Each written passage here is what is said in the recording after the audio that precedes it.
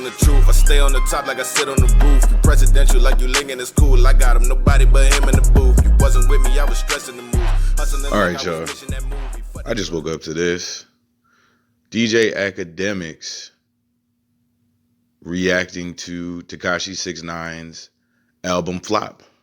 Now, I just posted a video of Tekashi throwing Akademiks under the bus on Gilly the Kid's podcast. So let's see what he has to say back. Let's get into it. Boom, boom. Went to like I told him, bro, I was seeing this happen. And I kept telling him, I said, dog, you are doing everything you could do. Talk about Joe Budden. To,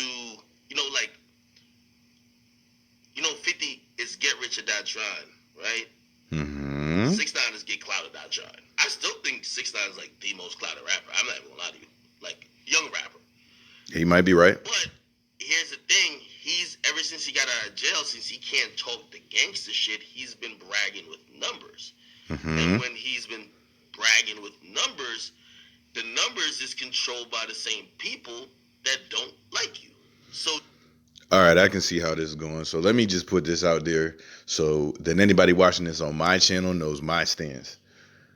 Tekashi 6ix9ine got where he is by dissing a whole bunch of rappers. Then he got locked up and he told on the mailman, the pizza man, you know what I'm saying, the person in the drive-thru around the corner, you know what I'm saying? He told on everybody he could tell on. And now he is out and he's dissing rappers' dead family members. He's running around trolling, which I thought he was court ordered not able to do. And his sales are going down. And, his numbers are going down. Here's what I think a lot of people don't understand. There's a huge section of hip hop that is as disconnected as DJ Akademiks and Tekashi are. Many of them are like suburban teens who just want to go on a safari through the neighborhood, man. Like, oh, who's going to get shot today? You know what I'm saying? Who's smoking on what pack today? You know what I'm saying? It's the same kind of people who used to want to watch black slaves fight. You know what I'm saying? But the infrastructure and where the culture of hip hop came from, that's black, man. So if you do these antics, you may get all these disconnected people on your side. But them people in them neighborhoods that everyone seems to be so interested in watching suffer and mocking and counting body counts in, they listen to music too. So if you alienate them, they're not going to keep rocking with you. And the tourists, the people who just want to go on a safari through the neighborhood, they're going to move on to the next. You know what I mean? I had to speak on that. DJ Akademiks, and also I'm not a DJ Akademiks hater. You know what I'm saying? I really feel like he could be Sway, whoever. I really, really do. But he's very disconnected too. He sit behind a computer screen all day, and to him, meeting in person is talking on a screen. You know what I mean? So I have to say that before this gets too far. You finessed the number one, but nigga, everybody, like when you came out with Gooba, they were like, oh, you thought you was gonna get a number one? You ain't getting no number one. Then he linked with Nicki, and the Barbs and his fan base finessed the number one for a week. He did have a Nicki single. Then after that, he dropped Yaya, his Spanish song, and it debuted 99, but niggas like, it's a Spanish song. Cool. But what I'm trying to say is that, like, you could have saw this coming. Punani didn't chart. Hold on, let me read that comment. Cool. That comment was interesting. What I'm trying to say is that, like, you could have saw this coming. Punani didn't chart. Oh, I missed it again. It's a Spanish song. Here it is. I'm not going to read that name. Given the first opportunity, 6ix9ine talking about you. He sound like he using you. Why would you let him disrespect you? He thought nobody would hear it, huh? That's what I want to hear. Address that. What I'm trying to say is that, like, you could have saw this coming. Punani didn't chart. He dropped that when he got off house arrest.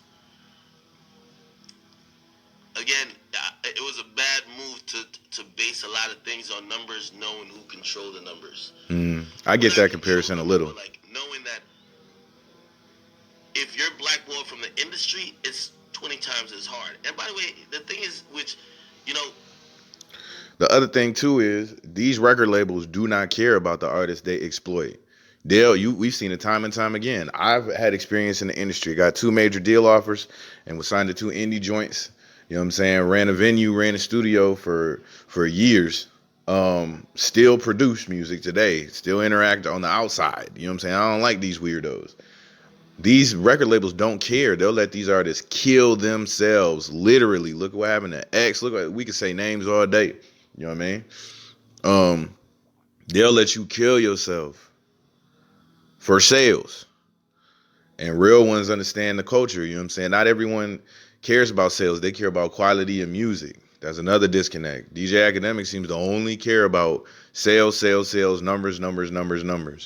Where's the quality conversations? You know what I mean? Anyway, let's go. I think, it's going to be tough for him. How the fuck do you explain it? Niggas don't care that you're blackballed. Like, the mere fact that he got a number 1 while having no radio, you can't name a single number 1 in the history of music to ever have done that. Most of them little Asian niggas who somehow fit it. Sometimes you just hear random Asian niggas pop up on the chart. How the fuck this nigga? Not a random Asian nigga. So everything he's been doing is really spectacular, but and there you go. Said it himself. Everything that he's been doing is really spectacular. He has been mocking people's dead family members. He got a whole bunch of black men locked up for following his word.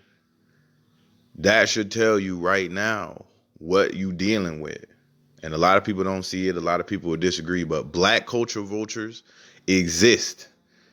I think DJ Akademiks could really be a real voice of the culture. But if he thinks that everything Tekashi's been doing has been great, spectacular, and he's been hurting this many black men, you know what I'm saying?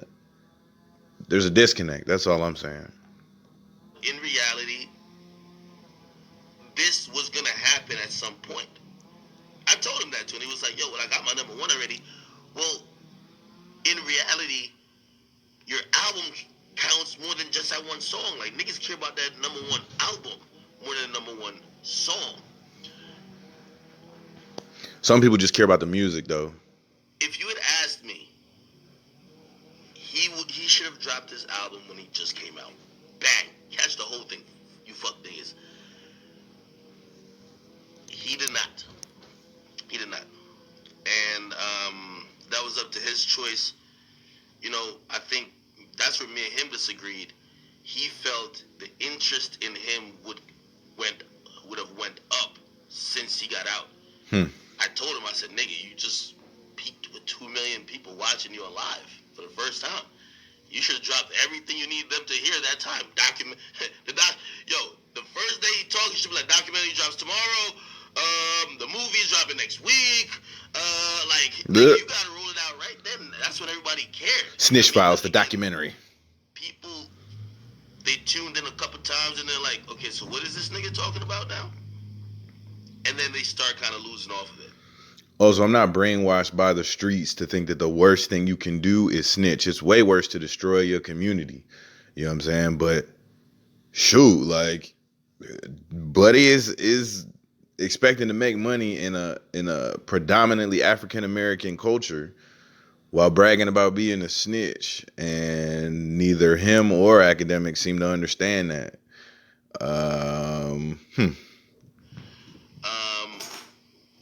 I don't blame what you're seeing with his sales in terms of how clouded he is. Yes, I do believe the clout has decreased a bit, of course. Nigga, we know what you're going to say, blah, blah, blah. I blame it on the fact that, and I told him, I said, bro, you got to go holler at your label. That's one of the main reasons why he went to LA. Even though he did a lot of fuck shit. That's why he wanted me to come. He was like, yo, you don't got to manage like that. So he's like, yo, what you're saying. Someone said the album trash. I listened with an open mind. I'm trying to communicate with my label, saying that to make sure this stuff is happening. Because I told him, I said, yo, why is Punani not even close to being charting? Because they moving It on. has a different motto. Why spend all the money? Let's just cash out at this point. So, I don't know how that really manifests and kind of projects for the rest of his career. But I do believe you have to think about this. And again, by the way, and I'm very cool with everybody's label too. That's great. But I told him, you're on an island. Playlist will not add him. Nope. Well, maybe, I don't know. Different things going on. It's like a huge, like, it's a bunch of shit going on. How much time are we at? Because I ain't about to spend all day listening to this man spin. Music. That's the thing with, you see, fans don't, like, y'all don't understand. Ever since that Rico case, basically, Capitol dropped him. We don't want this, like, nigga, the feds ran up and got you. Which, I think that's kind of why he talks certain ways about other rappers. If Meek Mill gets a... The judge ordered Tekashi 6ix9ine was not allowed to troll anymore. He is actively running around dissing people's dead family members to this day. Akademiks did the war in Chirac. He was dissing people too in Chicago and didn't care about the effect on black people as well. So none of this should be a surprise to people who know the history. But the judge ordered him not to troll, and he's trolling. I think it's a Fed trap, but what do I know? Federal RICO charge. Atlantic don't want nothing to do with it. And it's not Atlantic at that point. It's like when Sony, like the niggas at Sony kind of wanted to hold down Bobby Shmurda. But you know what their parent labels, are you fucking dumb?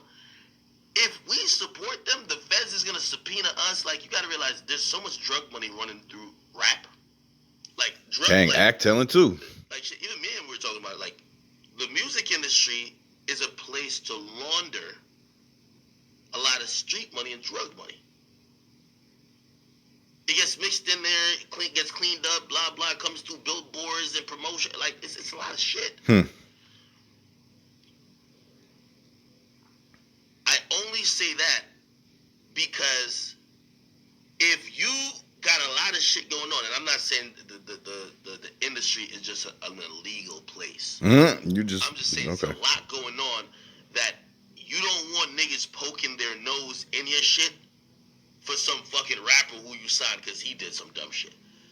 So usually when feds come down on anything that's organization wide, or they're looking at whoever. Like, first of all, like even with 6ix9ine, I mean, he was on the phone talking about put whatever money on people's heads. But even if 6ix9ine was just the main fact of that, or the main point of that, is the money.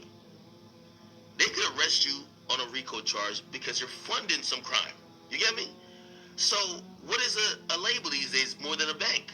Whether they're complicit or they don't know that they're giving you money that's funding some crime, if those type of charges come down, yo, get this nigga away from us. We ain't with him. So ever since 6ix9ine got locked up, Dummy Boy, that wasn't dropped on Universal. They said they weren't gonna drop that album. After his lawyer cleared it from jail, they weren't gonna drop the album. So they dropped it on a third party. It's an independent label. Like, it's basically like. All right. I'm not about to listen to more of this. Y'all can keep watching. Akademiks is clearly biased. Could be a great pillar in the hip hop community, but he's extremely disconnected from the community he's reporting on. And he's clearly just going to keep spinning for this dude. You know what I mean? I don't believe none of these rappers. I don't put too much stock in none of these rappers, but dude is out here dissing people's dead homies and got a lot of black men locked up. And Akademiks won't just come out and say it's wrong, because he represents a generation where if someone does something wrong, people will run and flock to it just because people are saying it's wrong. You know what I mean? They'll flock to defend it just because people are saying it's wrong. And they'll ignore the real life consequences of this person's actions. You know what I mean? If the sales are good enough. So I ain't finna entertain this too much more. But y'all can watch it. I've spoke my piece on it. We're gonna go to some more clips. You know what I'm saying? Yeah, man.